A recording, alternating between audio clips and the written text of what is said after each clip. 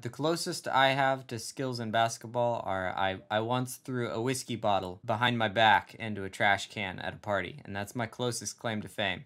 So you would kill me at basketball. I think one other thing you're dealing with is kind of two possibilities of either you tried something, like you worked really hard at it, and you didn't get as much reward out of it as you hoped, so now it feels a little pointless to work on the next thing.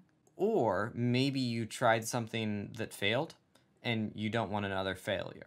And the truth is, if you were to face up to it right now, is that at the moment you're shit at film because you haven't gotten there yet. And it's like you have to face that, which is a phenomenally difficult thing to do. Like, I want to point out that's not easy.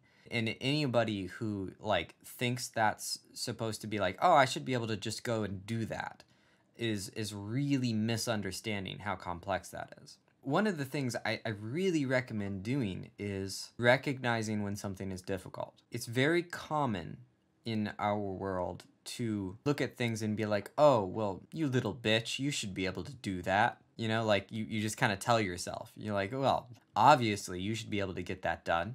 One of the most common things I've heard from people in the past couple of months is, you know, I should have been able to handle this pandemic better. It's like, what actually makes you think you should have been able to handle this pandemic better?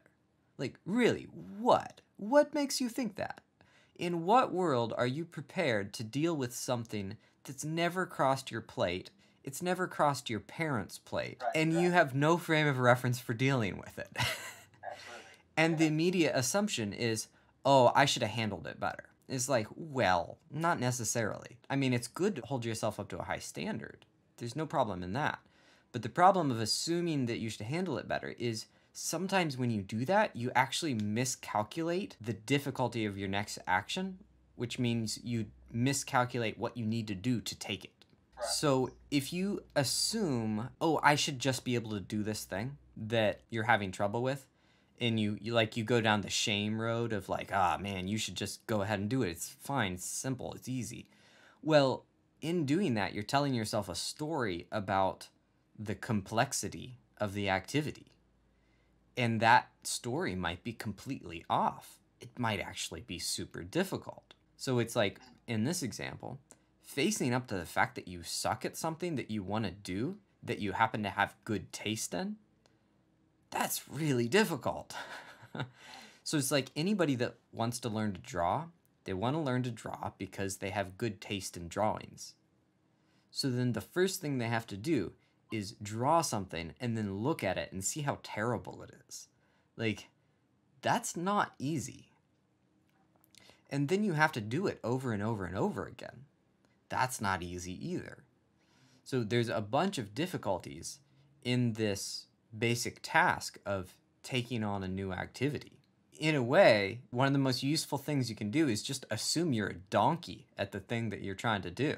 That's actually less painful than assuming you should be good at it and then seeing the results and going, oh, it's not as good as I wanted it to be. So now you're delighted and surprised every time it's good. Right.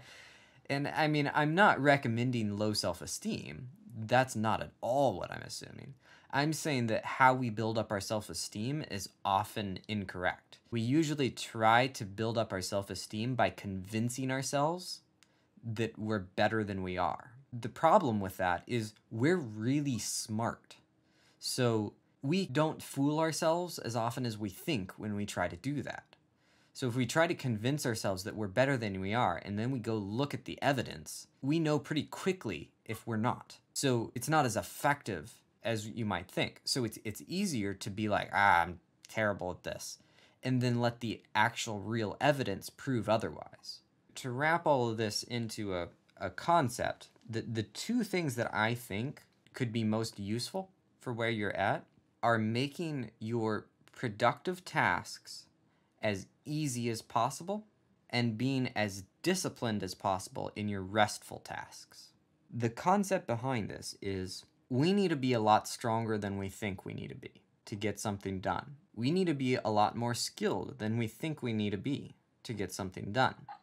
And that takes time, work, preparation, effort of many, many different sorts.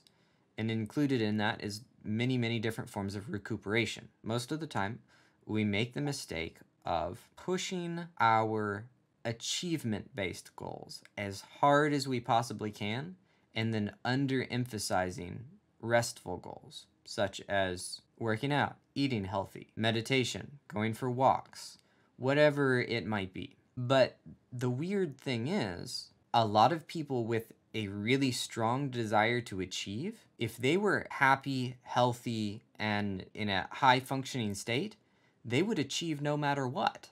So getting yourself into a happy, healthy, high functioning state is the most likely thing to get you to achieve. So a lot of people go and punish themselves for not trying to achieve.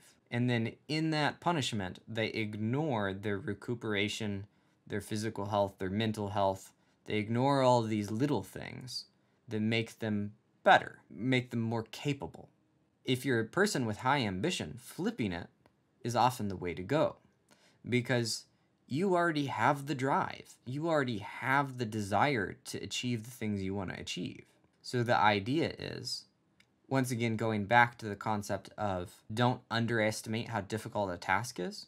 Start to make your day-to-day things that make you healthy and happy and strong, start assuming those are the most difficult things in the world, and they're going to be how you achieve your dreams. And then in the area of your dreams, your ambitions with the film and everything, in that area, reduce your goals to the tiniest version, where it's a very, very, very small goal, where you want to accomplish something very tiny. And this is all inside of your perception, right? It's like you just tell yourself, hey, look, I'm not doing these basic things that I know need to be done, which means that they're way harder than I thought.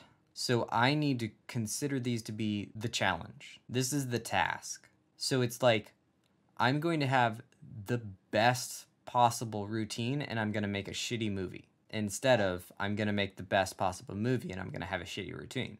Because what happens is now you make the shitty movie faster and then you can make another one and that one's better. These things have the chance of becoming your structure, which is hard. It's hard to make structure, but you could turn these things into your structure. And now you have a structure back.